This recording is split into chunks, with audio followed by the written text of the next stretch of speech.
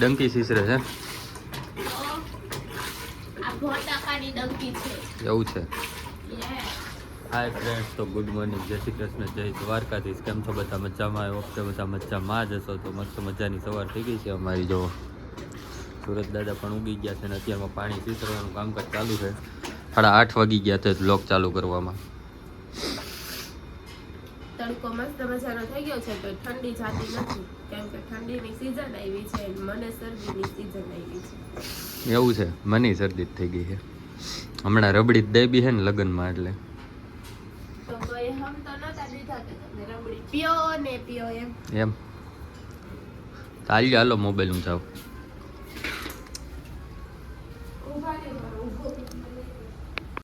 તો ફ્રેન્ડ્સ, અત્યારે વાગી ગયા છે 9:30 અને ઘરની સફાઈ થઈ ગઈ છે, બધી ફ્રી થઈ ગયા છીએ. હવે નાહી ધોઈને ફ્રેશ થઈ જઈએ એન્ડ ચા પાણી તો જોઈએ જ.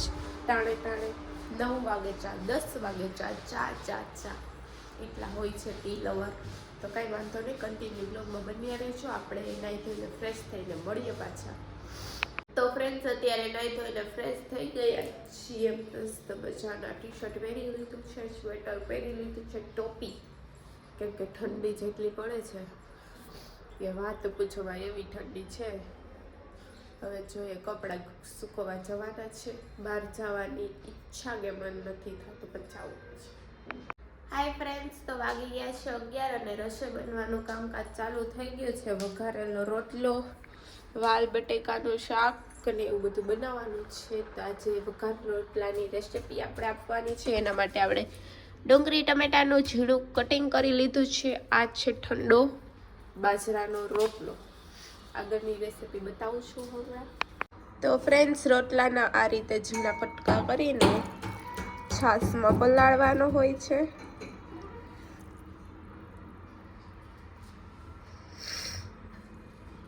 આવી રીતે છાશમાં પલાળવાનો છે. ડુંગળી ટમેટાના કટકા, આદુ મરચાં ને લસણની પેસ્ટ. તો પહેલા તેલ ગરમ કરવા મૂકવાનું છે આપણે. તેલ ગરમ થઈ જાય એટલે એમાં લીમડો, છાટા ઉડા, રાઈ એન્ડ હિંગ, હળદર એન્ડ પછી નાખવાની છે આદુ મરચાંની પેસ્ટ. એ નાખીને પછી ડુંગળી વઘારી નાખવાની છે. ડુંગળી ટમેટા નાખી દેવાના. ડુંગળી ટમેટાને તેલમાં સાતળવાના. બરાબર બ્રાઉન કલરની ડુંગળી થઈ જાય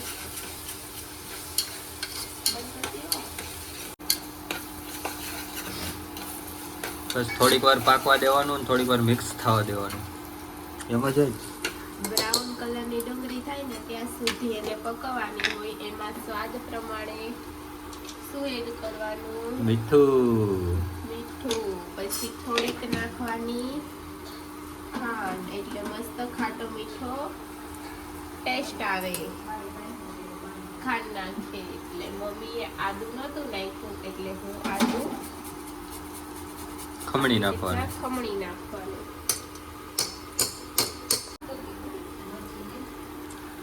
હળદર, ચટણી એક ચમચી. જો એ બધું સરસ થઈ ગયું. જો આમ જો ટમેટા ને એવું બધું સરસ પાકી ગયું છે. ડુંગળી પણ સરસ પાકી ગઈ છે એટલે આપણે એડ કરી દઈશું રોટલો છાશમાં પલાળેલો છે એ.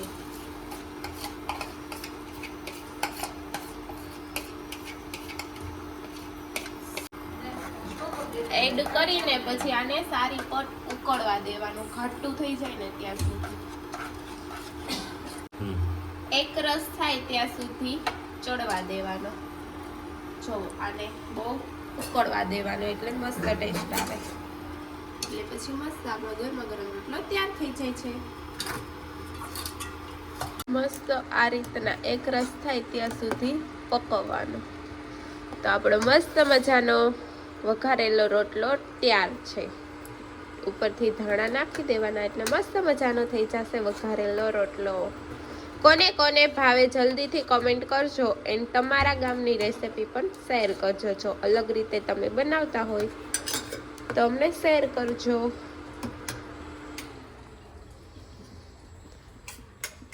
ફ્રેન્ડ્સ તો મસ્ત મજાનો જમીને બધા સૂઈ ગયા છે. શિયાળો છે એટલે બ્લેન્કેટ ઓઢીને મસ્ત મજાના સૂઈ ગયા છે. હેલો ફ્રેન્ડ્સ, તો વાગી ગયા છે 4 ને અમે લોકો ઉઠી ગયા છીએ. જો બધું પડ્યું છે, જો ઉઠ્યા છીએ. ફેસ વોશ કરવાનું બાકી છે અને મમ્મીને ગયા હતા બારે તો લઈ આવ્યા છે પાટલો પાપડ કરવાનો. કપડાં જો કેટલા બધા છે, ઘડી કરવાના છે. આ છે પાપડ વણવાનો પાટલો. કેટલાનો આવ્યો? તો પૂરું જ થઈ ગયું. લે ને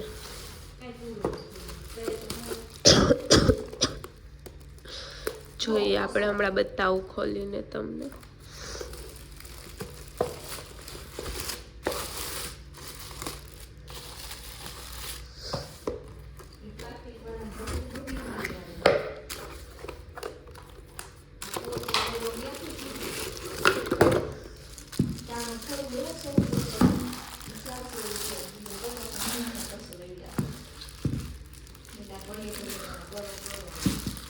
આ છે પાપડ વણવાનો પાટલો.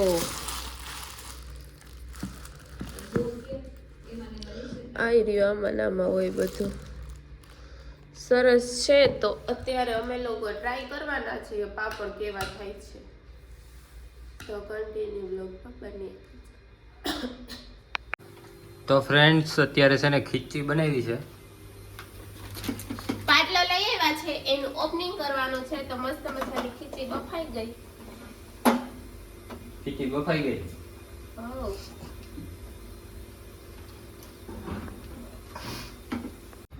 ફ્રેન્ડ્સ તો પાપડ વણવાનું ચાલુ થઈ ગયું છે. અહીંયા એટલા બની ગયા છે. કેમ થયું? મશીનમાં નો મજા આવી? એને નો મજા આવે, આ ગાંડું છે અમારે.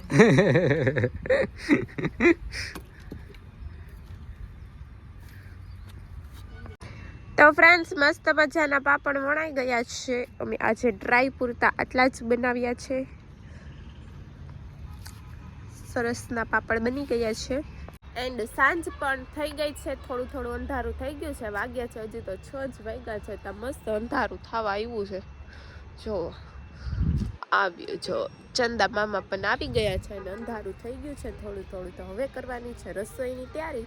આજે રસોઈમાં બનાવવાનું છે મેથીની ભાજી ને બાજરાના રોટલા. તો કંઈ વાંધો નહીં, કન્ટિન્યુ બ્લોગમાં બન્યા રહેજો. કેમ કે આજે તો કંઈ નવીન આવ્યું નથી. હવે જોઈએ સાંજે કંઈ ન્યૂ અપડેટ આવે તો બતાવીશું. કેમ કે હવે 2-3 દી તો હવે આ પાપડ વળવામાં જ વ્યસ્ત રહેવાના છીએ. એટલે કાંઈ ન્યૂ એક્ટિવિટી થશે તો બતાવીશું. બાકી તો પાપડ વળવાના છે. સિઝન આવી છે તો શું કરશું, કરવું જ જશે, ખાવા જોઈ છે એટલે માટે. તો કાંઈ વાંધો નહીં, કન્ટિન્યુ બ્લોગમાં બન્યા રહેજો. જોઈએ આગળ શું થાય છે. બાકી મેથીની ભાજી ને બાજરાના રોટલા તો બનાવવાના જ છે. તો ફ્રેન્ડ્સ અત્યારે પાપડ બધા અંદર લઈ લીધા છે અને ગોઠવી દીધા છે. 56 પાપડ છે, 56 પાપડ છે. એન્ડ મેથીની ભાજી પણ બની ગઈ છે. મસ્ત મજાની મેથીની ભાજી બની ગઈ છે. બાજરાના રોટલા આપણે કરવાના હોય છે ડેલી ચૂલે. તો મમ્મી કરવા ગયા છે બાજરાના રોટલા. એન્ડ આ ભાજી મૂકીને ગયા છે. તો મારે બનાવવાની છે ભાજી.